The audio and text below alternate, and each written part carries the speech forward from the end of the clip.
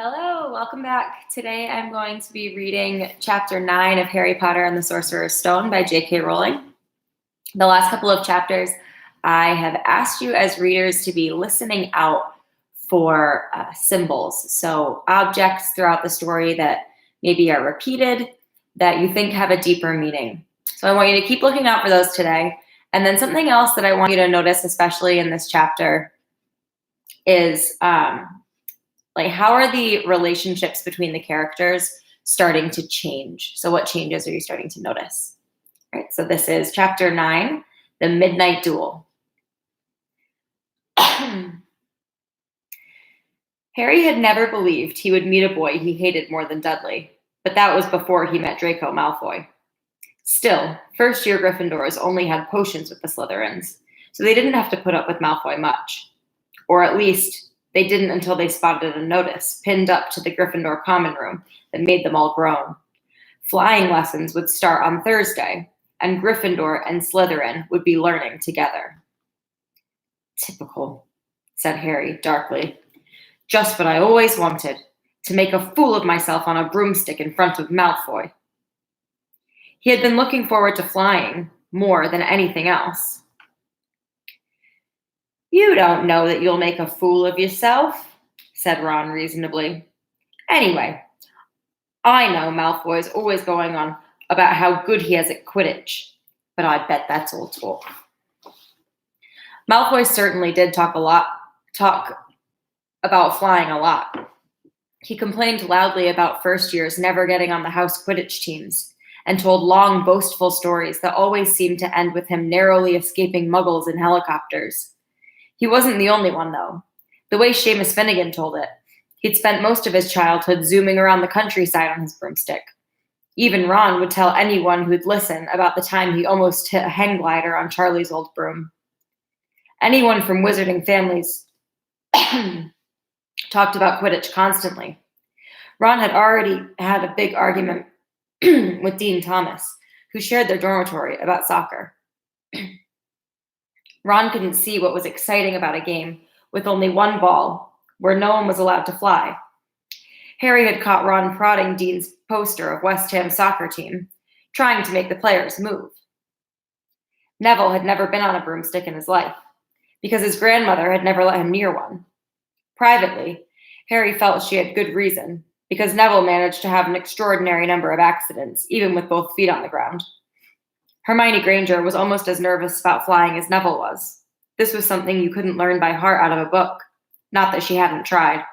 At breakfast on Thursday, she bored them all stupid with flying tips she'd gotten out of a library book called Quidditch Through the Ages.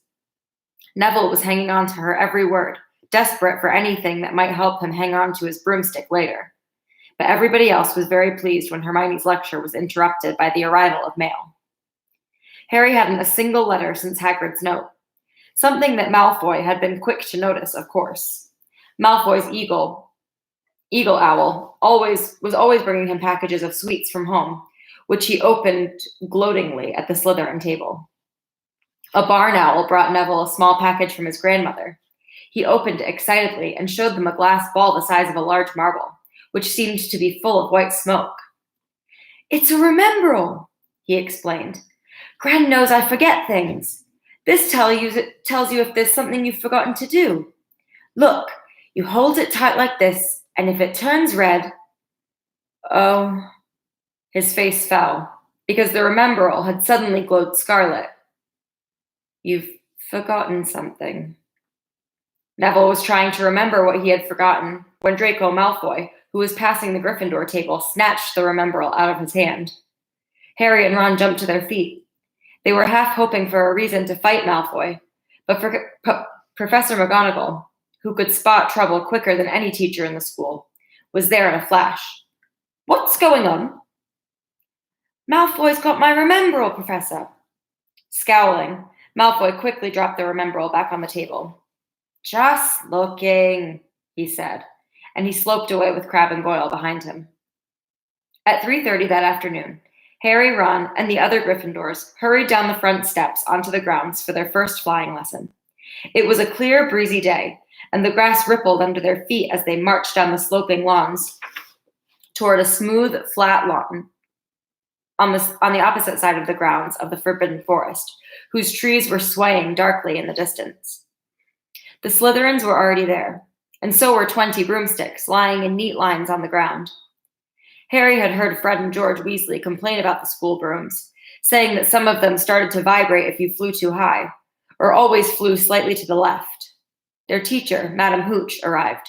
She had short gray hair and yellow eyes like a hawk. "Well, what are you all waiting for?" she barked.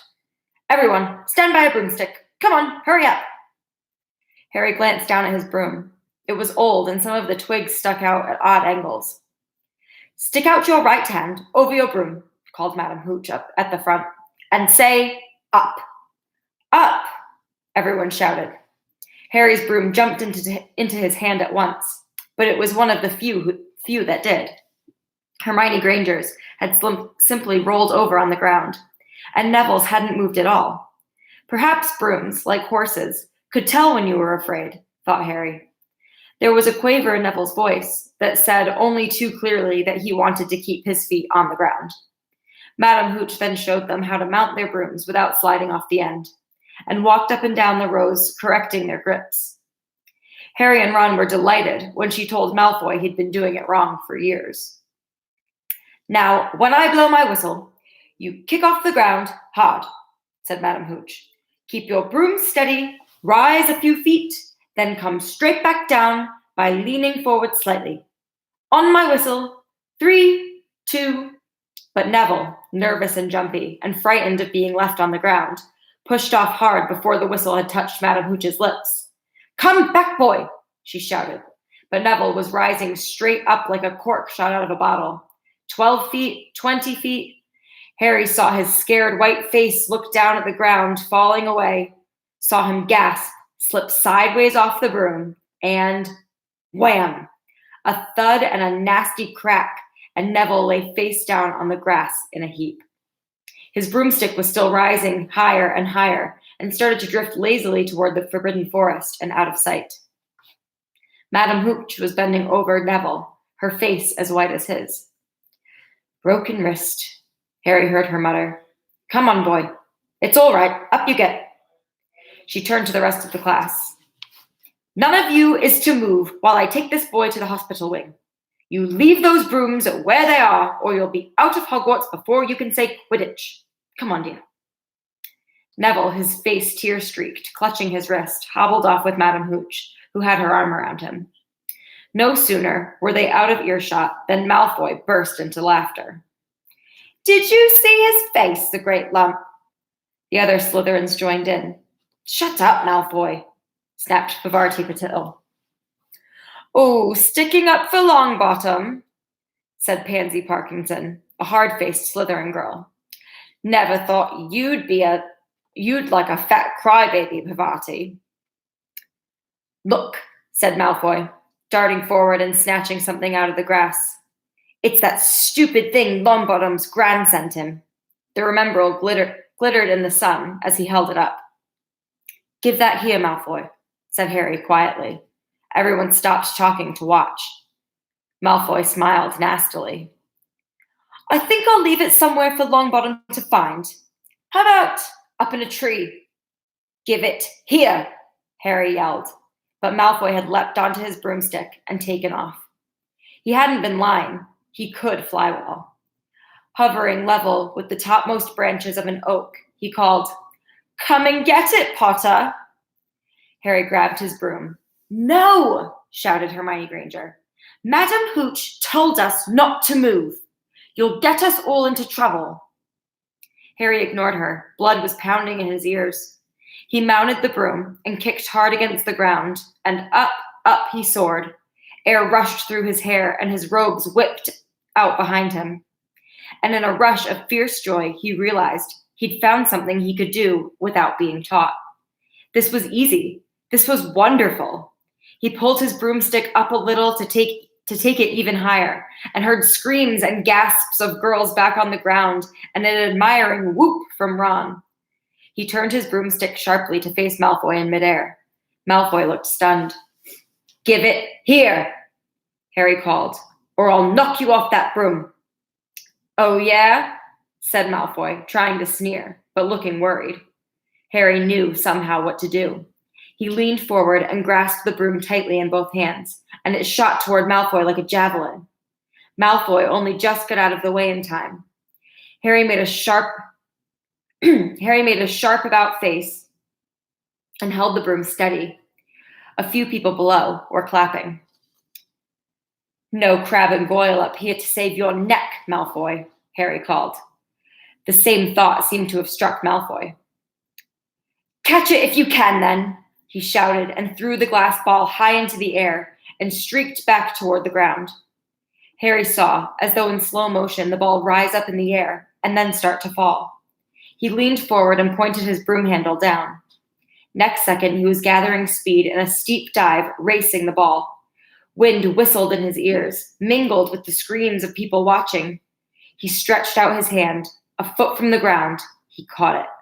Just in time to pull his broom straight, and he toppled gently onto the grass with the Remembrall clutched safely in his fist. Harry Potter! His heart sank faster than he'd just dived. Professor McGonagall was running toward them. He got to his feet, trembling. Never in all my time at Hogwarts! Professor McGonagall was almost speechless with shock, and her glasses flashed furiously. How dare you! Might have broken your neck. It wasn't his fault, Professor. Be quiet, Miss Patil. But Malfoy! That's enough, Mr. Weasley. Potter, follow me, now. Harry caught sight of Malfoy, Crabbe, and Goyle's triumphant faces as he left, walking numbly in Professor McGonagall's wake as she strode toward the castle. He was going to be expelled. He just knew it. He wanted to say something to defend himself, but there seemed to be something wrong with his voice. Professor McGonagall was sweeping along without even looking at him. He had to jog to keep up. Now he'd done it. He hadn't even lasted 2 weeks. He'd be packing his bags in 10 minutes. What would the Dursleys say when he turned up on the doorstep?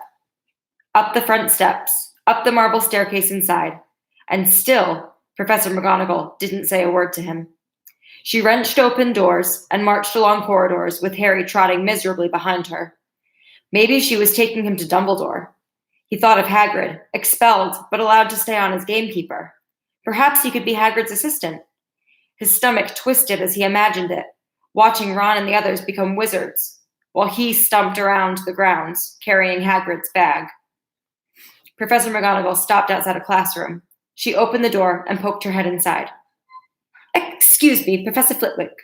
Could I borrow Wood for a moment? Wood? Thought Harry, bewildered. Was Wood a cane she was going to use on him? But Wood turned out to be a person, a burly fifth-year boy who came out of Flitwick's class looking confused. Follow me, you two, said Professor McGonagall, and they marched up the corridor, Wood looking curiously at Harry. In here. Professor McGonagall pointed them into a classroom that was empty except for Peeves, who was busy writing rude words on the blackboard. Out, Peeves, she barked. Peeves threw the chalk into a bin, which clanged loudly, and he swooped out cursing. Professor McGonagall slammed the door behind him and turned to face the two boys. Potter, this is Oliver Wood. Wood, I've found you a seeker. Wood's expression changed from puzzlement to delight. Are you serious, Professor? Absolutely, said Professor McGonagall crisply. The boy's a natural. I've never seen anything like it. Was that your first time on a broomstick, Potter? Harry nodded silently. He didn't have a clue what was going on, but he didn't seem to be being expelled, and some of the feeling started coming back to his legs. He caught that thing in his hands after a 50-foot dive, Professor McGonagall told Wood. Didn't even scratch himself.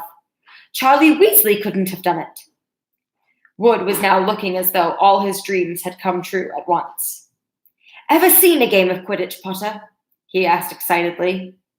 Wood's captain of the Gryffindor team, Professor McGonagall explained.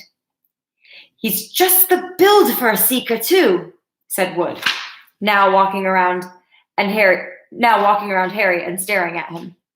Light, Speedy. We'll have to get him a decent broom, Professor. A Nimbus 2000, or a Clean Sweep 7, I'd say. I shall speak to Professor Dumbledore and see if we can bend the first-year rule. Heaven knows we need a better team than last year. Flattened in that last March by Slytherin. I couldn't look Severus Snape in the face for weeks. Professor McGonagall peered sternly over her glasses at Harry. I want to hear you're training hard, Potter, or I may change my mind about punishing you. Then she suddenly smiled. Your father would have been proud, she said. He was an excellent Quidditch player himself. You're joking! It was dinner time. Harry had just finished telling Ron what had happened when he'd left the grounds with Professor McGonagall. Ron had a piece of steak and a kidney pie halfway into his mouth, but he'd forgotten all about it. Seeker, he said, but first years never. You must be the youngest house player in about a century, said Harry, shoveling pie into his mouth. He felt particularly hungry after the excitement of the afternoon. Wood told me. Ron was so amazed, so impressed. He just sat and gaped at Harry. I start training next week, said Harry. Only don't tell anyone. Wood wants to keep it a secret. Fred and George Weasley now came into the hall, spotted Harry, and hurried over. Well done, said George in a low voice. Wood told us. We're on the team too. Beat us. I tell you, we're going to win that Quidditch Cup for sure this year, said Fred. We haven't won since Charlie left, but this year's team's going to be brilliant. You must be good, Harry. Wood was almost skipping when he told us. Anyway, we've got to go. Lee Jordan reckons he's found a new secret passageway out at the school. Bet it's that one that's behind the statue of Gregory the Smarmy that we found our first week. See you. Fred and George had hardly disappeared when someone far less welcome turned up. Malfoy, flanked by Crabbe and Goyle. Having a last meal, Potter? When are you getting the train back to the Muggles? You're a lot braver now that you're back on the ground, and you've got your little friends with you, said Harry coolly. There was, of course, nothing at all little about Crabbe and Goyle. But as the high table was full of teachers, neither of them could do more than crack their knuckles and scowl. I'd take you on any time on my own, said Malfoy. Tonight, if you want. Wizard's duel. Ones only. No contact. What's the matter? Never heard of a wizard's duel before, I suppose. Of course he has, said Ron, wheeling around. I'm a second. Who's yours? Malfoy looked at Crabbe and Goyle, sizing them up. Crabbe, he said. Midnight, all right. We'll meet you in the trophy room. That's always unlocked. When Malfoy had gone, Ron and Harry looked at each other. What is a wizard's duel? Said Harry. And what do you mean you're my second? Well, a second's there to take over if you die, said Ron casually, getting started on that at last on his cold pie. Catching the look on Harry's face, he added quickly, but people only die in proper duels. You know, with real wizards. The most you and Malfoy will be able to do is send sparks at each other. Neither of you knows enough magic to do any real damage. I bet he expected you to refuse anyway. And what if I wave my wand and nothing happens? Throw it away and punch him on the nose, Ron suggested. Excuse me. They both looked up. It was Hermione Granger. Can't a person eat in peace in this place? Said Ron. Hermione ignored him and spoke to Harry. I couldn't help overhearing what you and Malfoy were saying.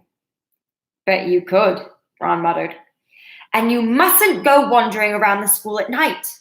Think of the points you'll lose Gryffindor if you're caught. And you're bound to be. It's really very selfish of you. And it's really none of your business, said Harry. Goodbye, said Ron. All the same, it wasn't what you'd call the perfect end of the day. Harry thought, as he lay awake much later listening to Dean and Seamus falling asleep. Neville wasn't back from the hospital wing. Ron had spent all evening giving him advice such as, if he tries to curse you, you'd better dodge it, because I can't remember how to block them. There was a very good chance they were going to get caught by Filch or Mrs. Norris, and Harry felt he was pushing his luck, breaking another school rule today. On the other hand, Malfoy's sneering face kept looming up out of the darkness. This was his big chance to beat Malfoy face to face. He couldn't miss it. 11:30, Ron muttered at last. We'd better go. They pulled on their bathrobes, picked up their wands, and crept across the tower room. Down the spiral staircase and into the Gryffindor common room. A few embers were still glowing in the fireplace, turning all the armchairs into hunched black shadows. They had almost reached the portrait hole when a voice spoke from the chair nearest them. I can't believe you're doing this, Harry. A lamp flickered on. It was Hermione Granger, wearing a pink bathrobe and a frown. You, said Ron furiously. Go back to bed. I almost told your brother, Hermione snapped. Percy, he's a prefect. He put a stop to this. Harry couldn't believe anyone to be so interfering. Come on, he said to Ron. He pushed open the portrait of the fat lady and climbed through the hole. Hermione wasn't going to give up that easily. She followed Ron through the portrait hole, hissing at them like an angry goose. Don't you care about Gryffindor? Do you only care about yourselves? I don't want Slytherin to win the House Cup, and you'll lose all the points I got from Professor McGonagall for knowing about switching spells. Go away. All right, but I warned you. You just remember what I said when you're on the train home tomorrow. You're so... But what they were, they didn't find out. Hermione had turned to the portrait of the fat lady to get back inside and found herself facing an empty painting. The fat lady had gone on a nighttime visit, and Hermione was locked out of Gryffindor Tower. Now what am I going to do? She said shrilly. That's your problem, said Ron. We've got to go. We're going to be late. They hadn't even reached the end of the corridor when Hermione caught up with them. I'm coming with you, she said. You are not. Do you think I'm going to stand out here and wait for Filch to catch me? If he finds all three of us, I'll tell him the truth, that I was trying to stop you, and you can back me up. You've got some nerve, said Ron loudly. Shut up, both of you, said Harry sharply. I heard something. It was a sort of snuffling. Mrs. Norris? Breathed Ron, squinting through the dark. It wasn't Mrs. Norris. It was Neville. He was curled up on the floor, fast asleep, but jerked suddenly awake as they crept nearer. Thank goodness you found me. I've been out here for hours. I couldn't remember the new password to get in bed. Keep your voice down, Neville. The password's pig snout, but it won't help you now. The fat lady's gone off somewhere. How's your arm? Said Harry. Fine, said Neville, showing them. Madame Pomfrey mended it in about a minute. Good. Well, look, Neville, we've got to be somewhere. We'll see you later. Don't leave me, said Neville, scrambling to his feet. I don't want to stay here alone. The bloody Baron's been past twice already. Ron looked at his watch and then glared furiously at Hermione and Neville. If either of you get us caught, I'll never rest until I've learned that curse of the bogies Quirrell told us about and used it on you. Hermione opened her mouth, perhaps to tell Ron exactly how to use the curse of the bogies. But Harry hissed at her to be quiet and beckoned them all forward. They flitted along the corridors, striped with bars of moonlight from the high windows. At every turn, Harry expected to run into Filch or Mrs. Norris, but they were lucky. They sped up a staircase to the third floor and tiptoed toward the trophy room. Malfoy and Crabbe weren't there yet. The crystal trophy cases glimmered where the moonlight caught them. Cups, shields, plates, and statues winked silver and gold in the darkness. They edged along the walls, keeping their eyes on the doors at either end of the room. Harry took out his wand in case Malfoy leapt in and started at once. The minutes crept by. He's late, Maybe he's chickened out, Ron whispered. Then a noise in the next room made them jump. Harry had only just raised his wand when they heard someone speak, and it wasn't Malfoy. Sniff around, my sweet. They might be lurking in a corner. It was Filch speaking to Mrs. Norris. Horror-struck, Harry waved madly at the other three to follow him as quickly as possible. They scurried silently toward the door, away from Filch's voice. Neville's robes had barely whipped around the corner when they heard Filch enter the trophy room. They're in here somewhere, they heard him mutter. Probably hiding. This way, Harry mouthed to the others, and petrified. They began to creep down a long gallery full of suits of armor. They could hear Filch getting nearer. Neville suddenly let out a frightened squeak and broke into a run. He tripped, grabbed Ron around the waist, and the pair of them toppled right into a suit of armor. The clanging and crashing were enough to wake the whole castle. Run! Harry yelled, and the four of them sprinted down the gallery, not looking back to see whether Filch was following. They swung around the doorpost and gathered down one corridor, then another. Harry in the lead, without any idea where they were or where they were going. They ripped through a tapestry and found themselves in a hidden passageway, hurtled along it, and came out near their charms classroom, where they knew was miles from the trophy room. I think we've lost him, Harry panted, leaning against the cold wall and wiping his forehead. Neville was bent double, wheezing and spluttering. I told you, Hermione gasped, clutching the stitch in her chest. I told you. We've got to get back to Gryffindor Tower, said Ron, quickly as possible. Malfoy tricked you, Hermione said to Harry. You realize that, don't you? He was never going to meet you. Filch knew someone was going to be in the trophy room. Malfoy must have tipped him off. Harry thought she was probably right, but he wasn't going to tell her that. Let's go. It wasn't going to be that simple. They hadn't gone more than a dozen paces when a doorknob rattled and something came shooting out of the classroom in front of them. It was Peeves. He caught sight of them and gave a squeal of delight. Shut up, Peeves, please, you'll get us thrown out. Peeves cackled. Wandering around at midnight, ickle firsties. Tut, tut, tut. Naughty, naughty, you'll get caughty. Not if you don't give us away, Peeves, please. Should tell Filch I should, said Peeves in a saintly voice, but his eyes glittered wickedly. It's for your own good, you know. Get out of the way, snapped Ron, taking a swipe at Peeves. This was a big mistake. Students out of bed, Peeves bellowed. Students out of bed, down in the charms corridor. Ducking under Peeves, they ran for their lives, right to the end of the corridor, where they slammed into a door, and it was locked.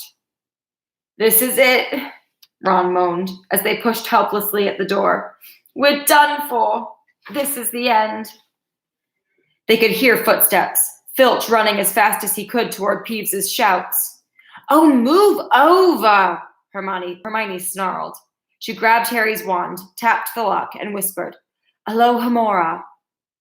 The lock clicked, and the door swung open. They piled through it, shut it quickly, and pressed their ears against it, listening.